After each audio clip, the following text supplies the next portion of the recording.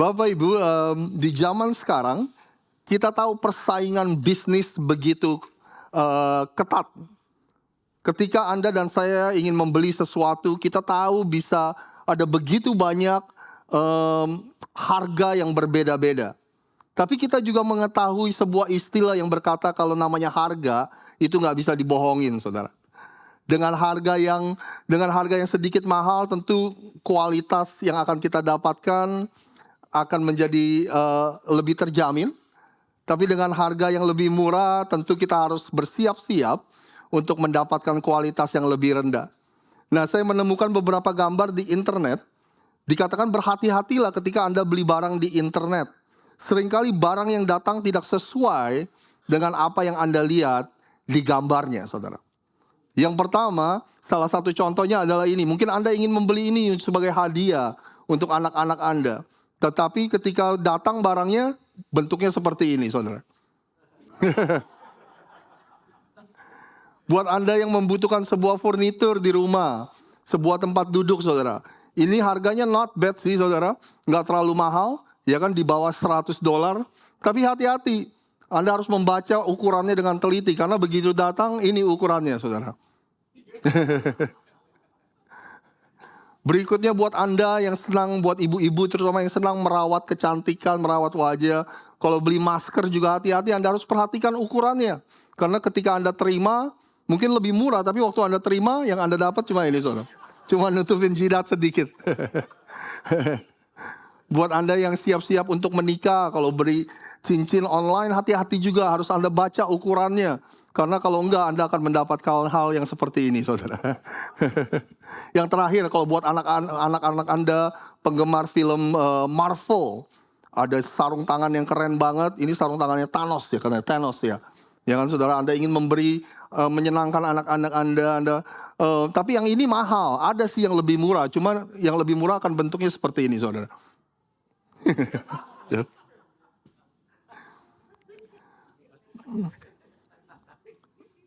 Bapak Ibu, minggu lalu kita memulai sebuah topik yang kita beri judul The Aftermath of Easter. Apa yang terjadi setelah Paskah. Nah, tentu ada begitu banyak hal yang terjadi, tapi minggu lalu kita fokus dengan pesan Yesus kepada murid-muridnya. Yesus mempunyai pesan yang sangat sederhana yang dia katakan kepada murid-muridnya, dan saya ingin ingatkan lagi, minggu lalu kita sudah baca, saudara. Tapi saya akan bacakan lagi. Di Kisah Para Rasul 1 ayat ketiga dikatakan ini.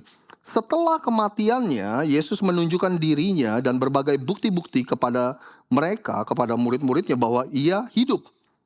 Para rasul melihat Yesus berkali-kali selama 40 hari setelah ia dibangkitkan dari kematian.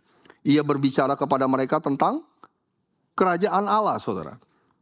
Suatu saat ketika Yesus sedang makan bersama pengikutnya, ia menyuruh mereka untuk tidak meninggalkan Yerusalem dan ia berkata, tunggulah di sini sampai kalian menerima apa yang dijanjikan Bapa. Ingatlah aku sudah mengatakan kepada kalian sebelumnya. Yesus punya pesan yang sangat sederhana kepada murid-muridnya, yaitu wait, tunggu di sini, jangan kemana-mana. Jangan pergi dari kota Yerusalem sampai kamu menerima apa yang Bapa janjikan. Dan minggu kemarin kita semua tahu bahwa Yesus sedang membicarakan tentang Roh Kudus. Tunggu sampai Roh Kudus itu dicurahkan atas kalian, saudara. Nah, saya lagi mikir, saudara, sekali lagi, betapa excitednya murid-murid Yesus. Mereka sangat bergairah sekali, mereka sangat menggebu-gebu sekali. Karena di titik ini mereka sudah yakin bahwa Yesus adalah Mesias. Yesus adalah Tuhan, karena Yesus sudah mati 3 hari, lalu dia bangkit dari kematian. Mereka udah yakin dan mereka udah gak sabar untuk keluar, untuk memberitakan kepada dunia tentang kebangkitan Yesus. Bayangkan betapa excitednya mereka, ya kan? Tapi pesan Yesus kepada mereka adalah, wait, suruh tunggu, saudara. Minggu lalu kita melihat bahwa seringkali, by the way, ketika kita disuruh menunggu, sebenarnya pesan ini cukup konsisten ya di Alkitab ya. Seringkali kita melihat pesan itu ya dari perjalanan dari perjanjian lama sampai perjanjian baru, yaitu bagaimana Tuhan minta kita untuk menunggu, untuk sabar. Jadi seringkali yang kita belajar adalah, yang paling penting adalah bagaimana respon kita ketika Tuhan minta kita menunggu, saudara. Ketika Tuhan minta kita sabar. Jadi ini sangat penting sekali. Our response when God asks us to wait. Minggu lalu ada yang masih ingat kita berbicara tentang satu pasangan ini, namanya siapa saudara? Ada yang masih ingat? Abraham dan Sarah ya. Mereka menunggu anak selama 25 tahun. Tapi pada akhirnya mereka nggak sabar untuk menunggu. Akhirnya mereka ngakalin. Janji Tuhan diakalin, janji Tuhan dimanipulasi. Sehingga Abraham, suami dari Sarah, disuruh tidur sama pembantunya. Dan akhirnya lahirlah anak yang bernama Ismail. Dan mereka pikir, ini kita bisa pakai sebagai janji Tuhan tergenapi dalam kehidupan kita. Makanya minggu lalu kita belajar gini, ketika kita mulai lelah dalam menunggu, kita mudah terjatuh ke dalam yang namanya manipulasi, saudara. Entah orang memanipulasi kita atau kita memanipulasi diri kita sendiri. Kenapa? Karena kita udah capek menunggu. Nah, hari ini saudara, ada satu hal lagi yang saya ingin kita bicarakan sama-sama. Ada satu kecenderungan dari manusia lagi yang sering kita lakukan ketika kita udah lelah menunggu. Tapi sebelum saya bilangin apa itu, saya ingin ngajak Anda untuk membayangkan bersama dengan saya sebentar. Ibu-ibu di tempat ini, bayangkan ada sebuah tas yang mahal, yang selama ini Anda udah Anda udah incer, Anda udah naksir, Anda udah doakan ya kan supaya Tuhan memperlunak hati suami Anda ya kan. Pokoknya ada lah hal yang Anda incer, atau bukan kalau nggak tas, mungkin iPhone lah ya. Mungkin dengan tipe tertentu, dengan warna tertentu. Buat bapak-bapak mungkin mobil lah ya. Anda udah mengidam-idamkan mobil dengan tipe tertentu, warna tertentu. Lalu Anda udah menunggu udah lama. Terus Anda udah mulai kumpulin duit karena jemaat rock itu paling gak suka yang namanya ngutang. Amin? Amin saudara? Ya, jadi makanya Anda udah ngumpulin duit, dengan sabar Anda ngumpulin duit, dan akhirnya uang itu udah kekumpul. Terus begitu Anda sampai toko itu, Anda dikasih tahu bahwa tas yang Anda mau, atau iPhone, atau mobil yang Anda mau, warna yang Anda mau, yang spesifik yang Anda mau, itu nggak ada, saudara.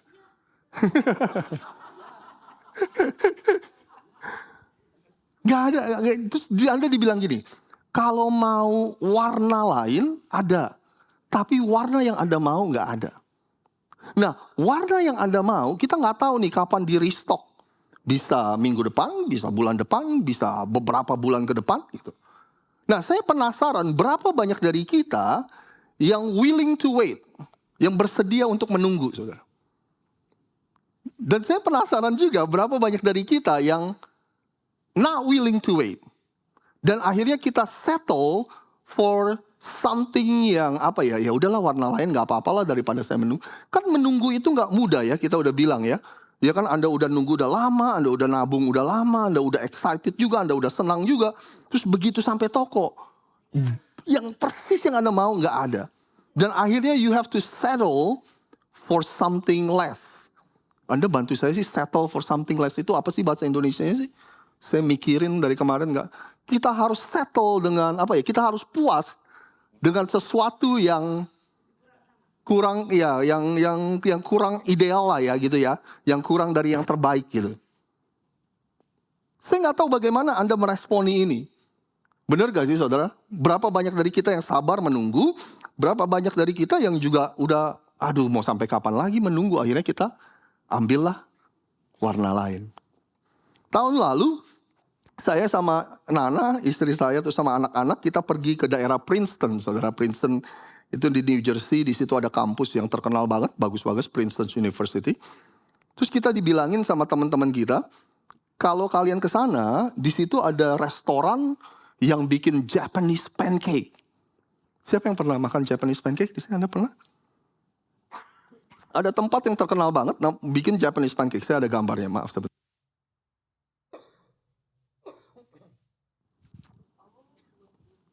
Nah, akhirnya kita datengin tempat itu. Waktu kita datangin, ternyata memang tempatnya itu ya terkenal kali ya. Jadi makanya antriannya panjang. Terus begitu kita nunggu lama, akhirnya dapat meja. Dan begitu kita duduk, kita dibilangin, kalau mau order Japanese pancake, nunggunya sekitar 1 jam. Nah, Anda bisa Google sendiri ya, jangan sekarang Google ya saudara.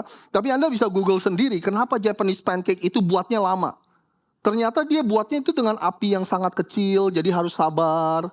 Terus putih telurnya banyak sehingga dia bisa lebih fluffy gitu ya.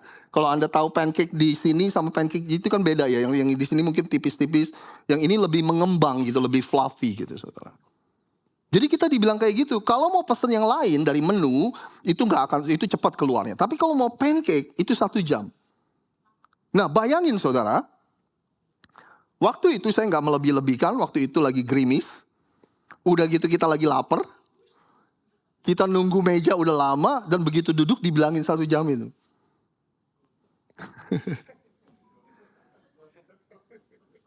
Jadi apa yang harus kita lakukan? Kita harus menunggu 1 jam atau kita pesan makanan yang lain? Kalau kita pesan makanan yang lain, alasan utama kita pergi ke situ kan untuk pancake ini, ya kan? Kalau yang macam-macam yang lain kita bisa temukan mungkin di tempat lain. Nah, ketika kita capek menunggu, kita cenderung to settle for something less.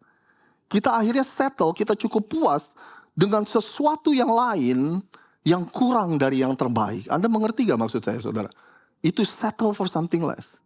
Nah, ada cerita yang saya ingin ajak Anda untuk lihat di Perjanjian Lama. Ada sebuah peristiwa kalau kita mau sambungin dari minggu lalu, cerita Abraham dan Sarah. Abraham dan Sarah punya anak namanya Ishak. Lalu Ishak punya anak namanya Yakub. Terus Yakub punya 12 anak laki-laki, salah satunya yang cukup terkenal namanya Yusuf. Ya kan, Anda tahu Yusuf ya? Yang dijual sama kakak-kakaknya ke tanah Mesir. Nah, singkat cerita aja biar nggak terlalu panjang saudara.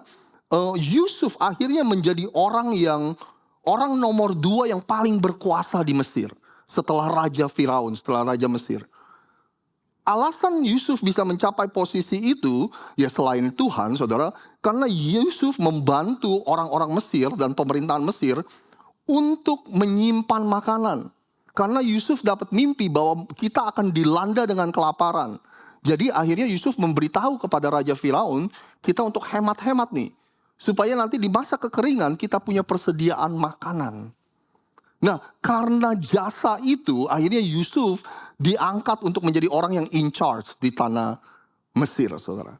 Jasanya itu sangat dihargai sekali. Nah, karena Yusuf tinggal di tanah Mesir, saya punya petanya deh. Mungkin lebih gampang saya jelasin ya. Nah, Abraham di atas sana ada Kanaan, saudara. Itu adalah tempat Abraham, Ishak, mungkin Yakub tinggal. Nah, Mesir kan di sini, saudara. Waktu Yusuf tinggal di Mesir, keluarga dari Yusuf itu melakukan perjalanan dari tanah Kanaan menuju Mesir. Dan akhirnya karena Yusuf sebagai orang Ibrani tinggal di Mesir, begitu banyak orang Ibrani lainnya yang akhirnya pindah ke Mesir. Nah, lama-kelamaan populasi orang Ibrani itu semakin lama semakin banyak di tanah Mesir. Lalu waktu raja yang baru muncul, Raja Mesir baru muncul, dia mulai khawatir. Kok banyak sekali ya orang Ibrani atau orang Israel ini di tanah Mesir. Kalau kita nggak hati-hati mereka akan ambil alih nih. Akhirnya karena mereka juga raja yang baru juga lupa dengan jasanya Yusuf. Akhirnya orang-orang Ibrani itu dijadikan budak. Nah, disitulah mereka harus menjadi budak selama 430 tahun. Orang-orang Israel di tanah Mesir. Sampai akhirnya Tuhan memanggil siapa? Ada yang tahu? Memanggil Musa. Musa dipanggil untuk membawa mereka keluar dari perbudakan di tanah Mesir. Yang sudah 430 tahun. Menuju ke tempat yang namanya tanah perjanjian atau tanah Kanaan. Dalam perjalanan mereka dari tanah Mesir menuju ke tanah perjanjian, saudara. By the way, orang-orang ini yang keluar ini akhirnya menjadi bangsa Israel yang kita ketahui. Dalam perjalanan mereka yang seharusnya hanya memakan 11 hari, mereka jadi muter-muter di padang gurun selama 40 tahun, saudara. Perjalanan dari Mesir ke Kanaan itu biasanya cuma 11 hari langsung. Tapi kalau Anda lihat garis-garis yang merah, disitulah mereka muter-muter, saudara. 40 tahun jadinya. Tapi walaupun memakan waktu 40 tahun, mereka benar-benar menyaksikan kebesaran Tuhan. Perbuatan Tuhan yang ajaib. Salah satunya waktu mereka dikejar oleh pasukan Mesir, itu Laut Merah itu terbelah menjadi 2. Sehingga orang-orang Israel bisa jalan melalui Laut Merah itu. Di tengah-tengah padang gurun Tuhan memberikan mereka makanan yang turun langsung dari surga, saudara. Itu menunjukkan kepada orang-orang Israel bahwa aku mengetahui kebutuhanmu, aku Tuhan mencukupi kebutuhanmu. Begitu banyak hal yang luar biasa yang terjadi. Nah, ini cerita yang saya mau ceritain kepada Anda. Suatu hari dalam perjalanan mereka itu, Musa disuruh naik ke Gunung Sinai. Karena Tuhan mau kasih dia 10 perintah Allah di atas Gunung Sinai. Sebelum Musa naik ke Gunung Sinai, dia bilang sama salah satu mungkin ya asistennya lah, asisten Musa ya. Musa bilang sama yang namanya Harun, Harun, waktu saya ada di Gunung Sinai, kamu in charge ya atas orang-orang ini ya. Kamu yang jadi pemimpin ya atas orang-orang ini. Lalu naiklah Musa ke atas Gunung Sinai selama 40 hari. Nah, saya mau ceritakan apa yang terjadi waktu orang-orang ini menunggu Musa naik ke gunung dan gak turun-turun. Ini yang saya ingin bacakan kepada Anda. Keluaran 32. Waktu bangsa Israel melihat bahwa Musa lama sekali tidak turun dari gunung, tetapi masih di sana juga, mereka mengerumuni Harun dan berkata kepada Harun, kita tidak tahu apa yang terjadi dengan Musa. Musa naik gunung tuh lama banget, gak turun-turun, dia bilang gitu. Orang yang telah membawa kita keluar dari Mesir. Kalau gitu sekarang buatlah untuk kami ilah yang akan memimpin kami. Orang-orang minta kepada si Harun, kalau gitu kalau Musa gak turun-turun, buatin kepada kami Tuhan yang baru katanya. Mereka minta Tuhan yang baru. Maka Tuhan berkata kepada Musa, turunlah segera, sebab bangsamu yang kau pimpin keluar dari Mesir itu sudah berbuat jahat. Mereka sudah menyimpang dari perintah-perintahku. Mereka membuat patung sapi dari emas tuangan, lalu menyembahnya dan mempersembahkan kurban kepadanya. Berikutnya, kata mereka, itulah ilah mereka yang membawa mereka keluar dari Mesir. Dengan kata lain, karena mereka udah mulai cemas, karena mereka udah mulai khawatir, pemimpin kita kemana nih? Naik gunung kok lama banget. Akhirnya mereka menciptakan Tuhan yang baru, yaitu patung lembu atau sapi emas untuk mereka jadikan Tuhan, saudara. Bayangin saudara, Tuhan yang hidup, yang bersama-sama mereka dalam perjalanan mereka, yang sudah melakukan begitu banyak hal yang luar biasa untuk mereka. Hanya 40 hari menunggu, mereka mulai cemas, mereka mulai gelisah, mereka mulai khawatir. Patung lembu atau sapi emas pun dijadiin Tuhan sama mereka. Ini yang saya mau ingatkan kepada kita. Ketika kita lelah menunggu, when we grew weary of waiting, we tend to settle for something less. Ketika kita mulai lelah untuk menunggu, kita cenderung untuk settle dengan sesuatu yang kurang dari yang terbaik. Mudah-mudahan Anda menangkap maksudnya nih. Saya mencoba dengan terbaik untuk menerjemahkan yang tadi, saudara. Ketika kita lelah menunggu, kita cenderung puas dengan sesuatu yang kurang dari yang terbaik. Bayangin, saudara. Ya kan? Hanya karena lelah menunggu, mereka menggantikan posisi Tuhan dengan posisi patung sapi emas. Ketidaksabaran kita seringkali membuat kita jadi settle, puas dengan hal-hal yang kurang dari yang terbaik. Tuhan pun diganti dengan patung lembu sapi emas. Ketika saya melihat cerita ini, sebenarnya ini buat saya menunjukkan sifat dari manusia. This story reveal something about human heart. Kenapa, saudara? Karena hati manusia selalu mencari yang namanya juru selamat. Hati manusia selalu mencari sesuatu atau seseorang yang mereka pikir bisa menyelamatkan mereka. Anda bersama dengan saya, saudara? Hati manusia itu selalu mencari seseorang atau sesuatu di mana kita bisa menaruh pengharapan kita. Waktu kecil salah satu memori yang saya ingat kalau lagi masa-masa kampanye adalah serunya terutama di kota Jakarta ya saudara ya. Politik Amerika seru sih seru saudara, tapi mungkin nggak ada bandingannya lah dengan politik Indonesia, bener gak sih saudara? Kalau buat anda yang seumuran saya atau lebih tua, anda masih ingat dulu cuma ada 3 partai, ya, yang merah, yang kuning, sama yang hijau, saudara. Waktu itu pokoknya kita berdiri di pinggir jalan, kita melihat mobil mereka berdiri di pick up truk yang terbuka, mereka lempar-lemparin selebaran saudara. Kalau hari itu adalah hari yang warna hijau, mereka tentu aja mempromosikan partai mereka dan sebagainya saudara. Seru banget ya kan saudara, banyak kendaraan yang lewat.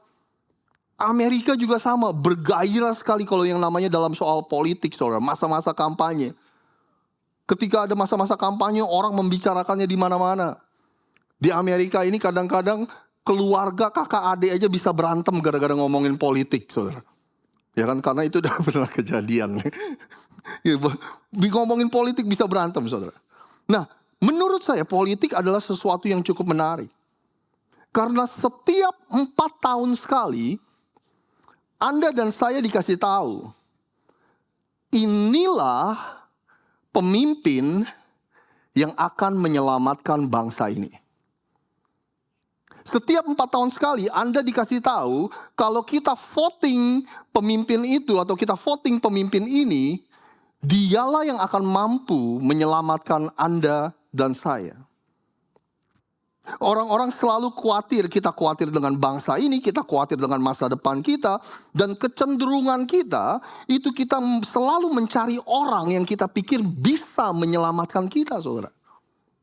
Bahkan orang-orang Kristen pun nggak kalah, maaf kalau saya pakai kata ini, nggak kalah anehnya. Kadang-kadang kita sebagai orang Kristen berkata bahwa, nah ini nih yang jadi utusan Tuhan buat bangsa kita. Nah, presiden ini nih yang terpilih, dia dipilih oleh Tuhan untuk menyelamatkan kita semua, saudara.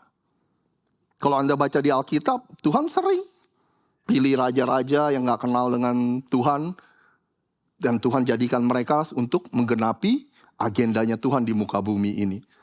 Tapi kalau kita sampai merasa bahwa presiden yang ini dan presiden yang itu yang bakal menjadi penyelamatnya kita, saudara, saya mikir-mikir, bukankah ini sama aja menggantikan Tuhan dengan sapi atau patung lembu emas?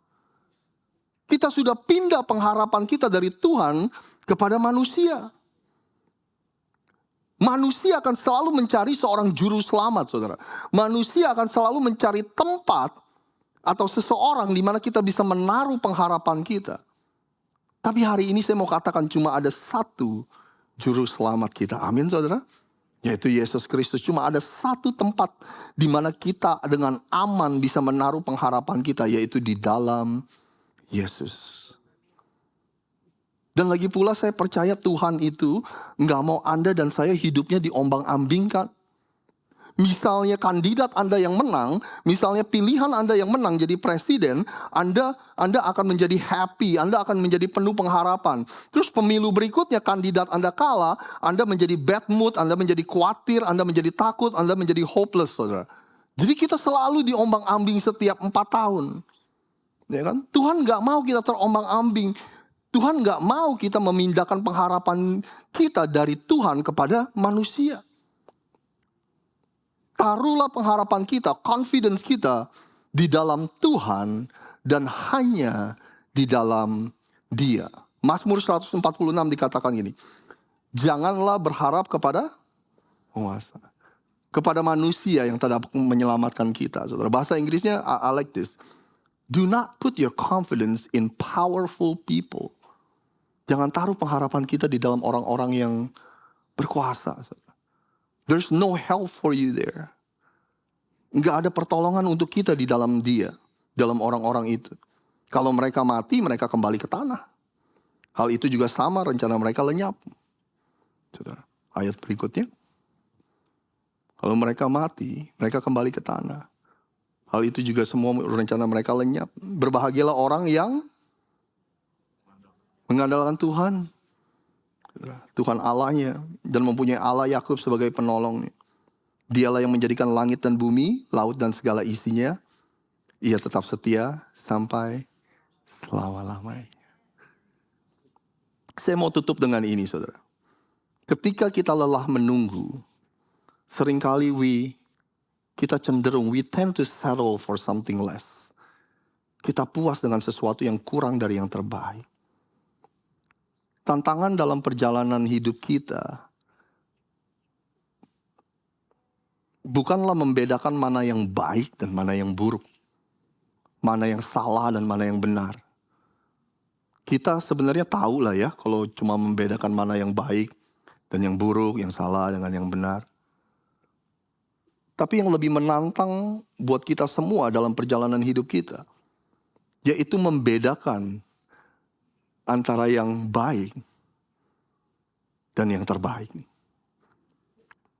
Anda mengerti maksud saya?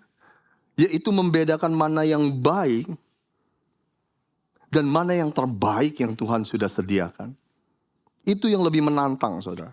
Kita seringkali puas dengan apa yang terbaik, padahal Tuhan sudah sediakan yang terbaik dari Dia.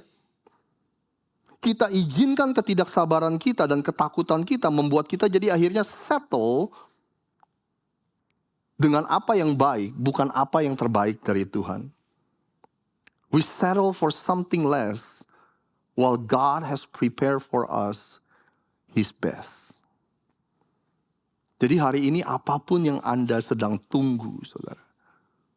Baik itu karir, baik itu jodoh, baik itu pemulihan dalam keuangan. Apapun itu yang Anda sedang tunggu. Don't settle for something less. Jangan puas dengan apa yang kurang dari yang terbaik yang Tuhan sudah sediakan untuk Anda dan saya. Minggu lalu kita tutup pesan kita dengan berbicara mengenai Yudas. Anda masih ingat, saudara? Yudas yang mengkhianati Yesus. Dia yang menyerahkan Yesus, ditangkap dan dibunuh dan disalibkan. Kita bilang kalau saja Yudas bersedia tunggu 4 hari aja. Setelah dia mengkhianati Yesus, Yesus ditangkap, disalibkan, Yesus mati. Dan di hari ketiga Yesus bangkit.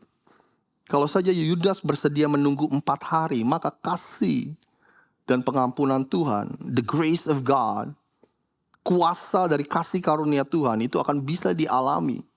Bahkan untuk seseorang seperti Yudas sekalipun. Tapi sayangnya mungkin penyesalan dan rasa bersalah dari Yudas itu begitu overwhelming, begitu menghantui Yudas. Akhirnya dia menyerah, saudara. He gave up on himself and he gave up on God. Nah, hari ini saya tutup dengan berbicara mengenai salah satu dari murid Yesus yang kalau Anda tanya saya, mungkin orang ini melakukan hal yang serupa dengan apa yang Yudas lakukan.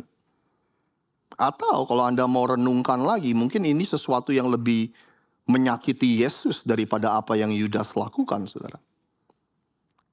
Dan si murid itu bernama Petrus. Ada banyak ahli sejarah Alkitab berkata Yudas, walaupun dia salah satu dari ke-12 murid Yesus, seringkali dalam perjalanan pelayanan Yesus, Yudas itu suka menghilang, saudara. Kadang-kadang dia menghilang, nanti dia balik lagi, kadang-kadang dia menghilang. Terus lagi pula Yesus juga mungkin sudah tahu watak atau sifatnya Yudas. Yang waktu itu dia adalah bendahara yang memegang keuangan dari pelayanan Yesus. Ya kan, dia udah tahu Yudas ini suka ngambil dikit-dikit lah dari kas pelayanan mereka. Dan selain itu di Injil pun sebenarnya Yudas hanya di-mention beberapa kali. Cerita tentang Yudas hanya disebut beberapa kali. Tapi berbeda dengan Petrus, saudara. Petrus sangat dekat sekali dengan Yesus. Murid yang diundang keluar dari perahu dan berjalan di atas air, itu cuma Petrus. Murid yang diajak naik ke atas gunung untuk berdoa oleh Yesus, itu cuma 3 orang, Petrus, Yohanes, Yakobus. Petrus salah satunya. Dan di atas gunung itu Yesus tiba-tiba berubah wujudnya menjadi wujud kemuliaannya. Murid yang dijanjikan bahwa di atas batu karang ini aku akan mendirikan gerejaku. Nama Petrus, Peter, itu artinya batu karang, saudara. Artinya kamu yang akan in charge. Di atasmu lah aku akan mendirikan gerejaku, kata Yesus. Murid yang dijanjikan itu adalah Petrus. Saudara.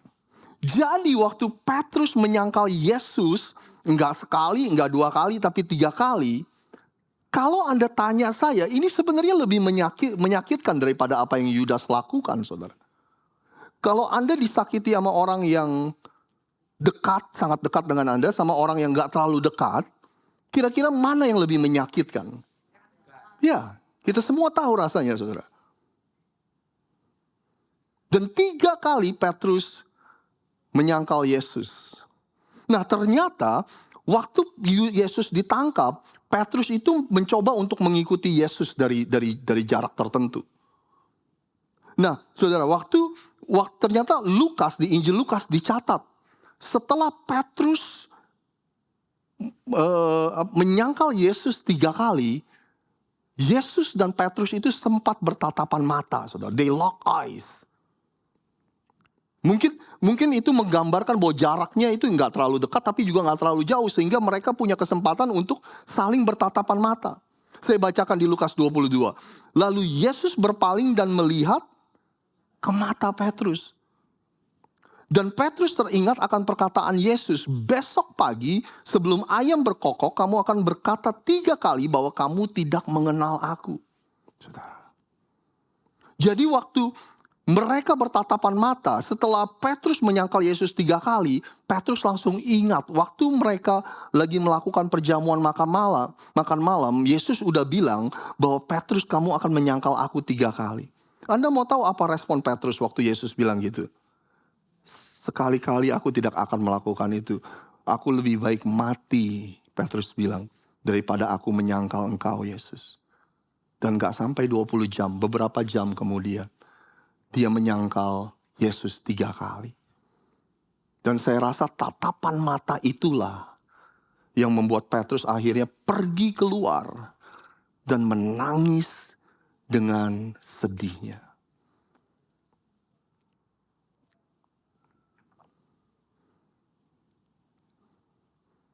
Tapi tatapan dari mata Yesus yang sama, saya rasa itu yang memberikan sedikit pengharapan kepada Petrus. Seorang bernama Charles Spurgeon berkata ini, saudara. I think it was a heart-piercing look and a heart-healing look all in one. Saya rasa, kata Charles Spurgeon, tatapan Yesus yang begitu menusuk ke hati Petrus, tapi juga tatapan Yesus yang membawa kesembuhan, semuanya terjadi dalam satu tatapan, saudara. Ketika mereka bertatapan mata. A look which revealed to Peter the blackness of his sin, also the tenderness of his master heart toward him. Tatapan Yesus yang menunjukkan betapa berdosanya Petrus, tapi di tatapan yang sama, itu juga menunjukkan kelemah lembutan hati dari seorang Yesus. Makanya di tatapan itulah itu yang memberikan sedikit pengharapan kepada Petrus untuk enggak menyerah, tidak seperti Yudas. Setelah Yesus bangkit dari kematian, saya percaya semua ini sudah direncanakan oleh Yesus. Ini udah disetting sama Yesus. Termasuk tempatnya di mana Yesus dan Petrus akhirnya melakukan percakapan. Tempatnya adalah di tepi Danau Galilea. Tempat yang sama ketika pertama kali Yesus mendatangi Petrus dan berkata, "Come and follow me." Ikutlah aku. Tempat yang sama pertama kali Yesus bilang sama Petrus, "Aku akan menjadikan engkau penjala manusia."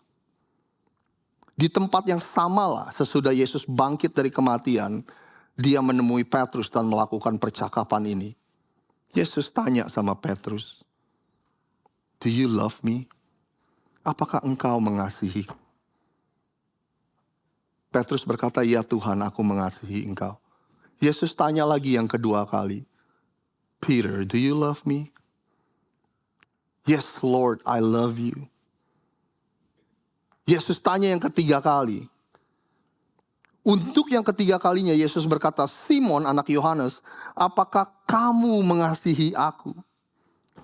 Hati Petrus menjadi sedih karena Yesus bertanya untuk yang ketiga kalinya, apakah kamu mengasihi aku? Lalu Petrus menjawab, Tuhan, engkau tahu segala sesuatu. Engkau tahu bahwa aku mengasihi engkau. Petrus sedih saudara, karena harus ditanya sampai 3 kali sama Yesus. Mungkin kalau bahasa Indonesia enaknya gini ya. Mungkin waktu Yesus tanya pertama kali, Petrus menjawab. Mungkin dalam hati Petrus alasan Yesus bertanya untuk kedua kali. Mungkin karena Yesus nggak yakin yang benar, ya kan?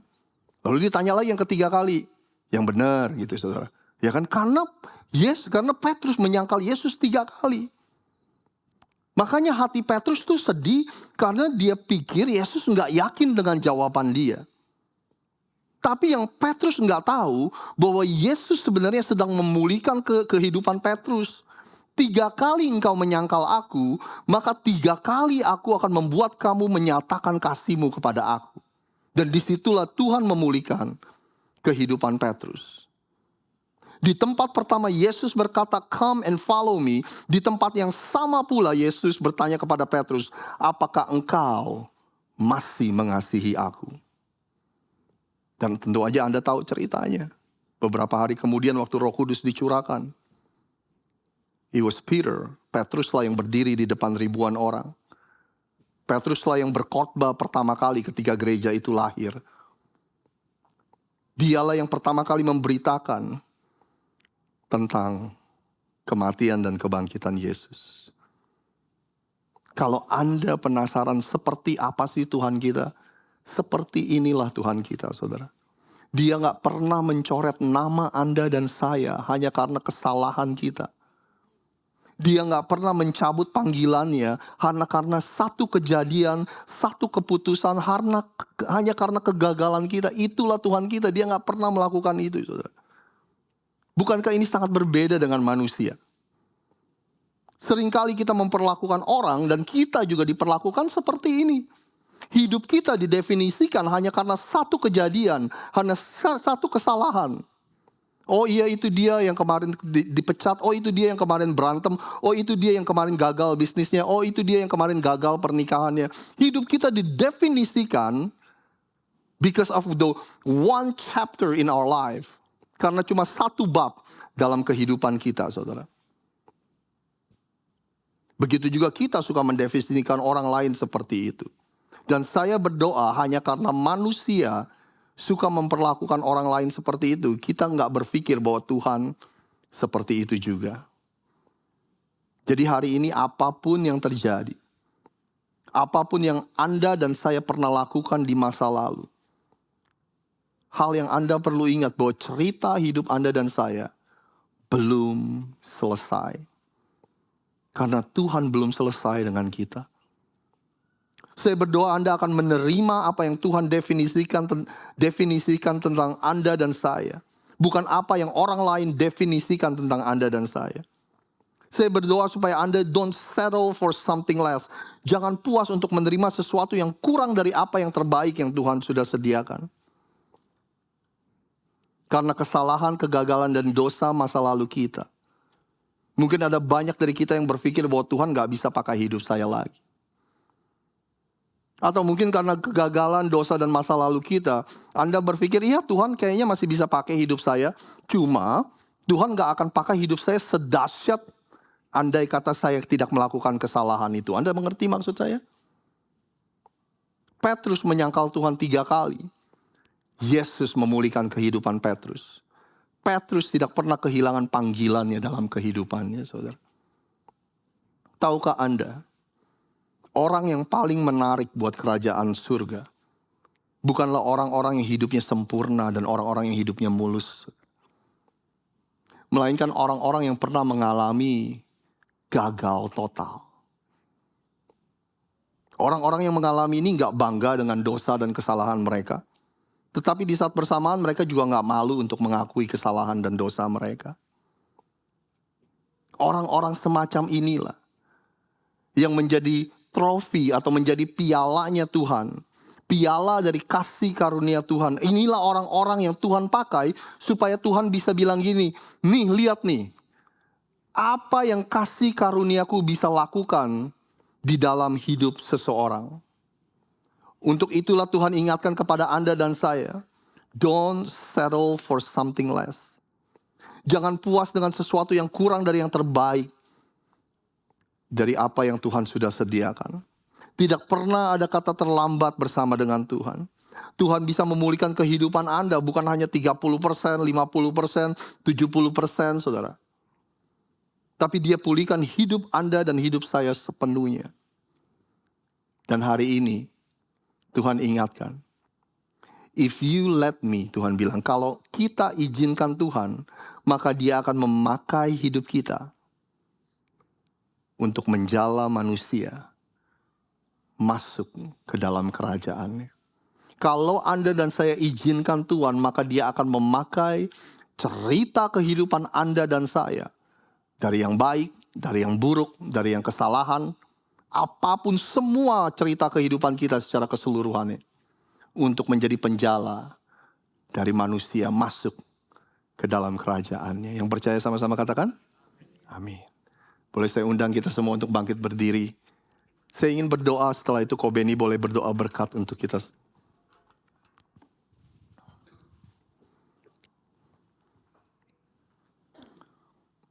Bapa yang ada di surga, terima kasih hari ini kami diingatkan Tuhan, bahwa pemulihan-Mu untuk kehidupan kami tersedia. Hari ini kami diingatkan Tuhan, ketika pemulihan-Mu terjadi dalam kehidupan kami, itu tidak terjadi setengah-setengah. Karena Engkau akan memulihkan kehidupan kami secara penuh dan secara keseluruhannya.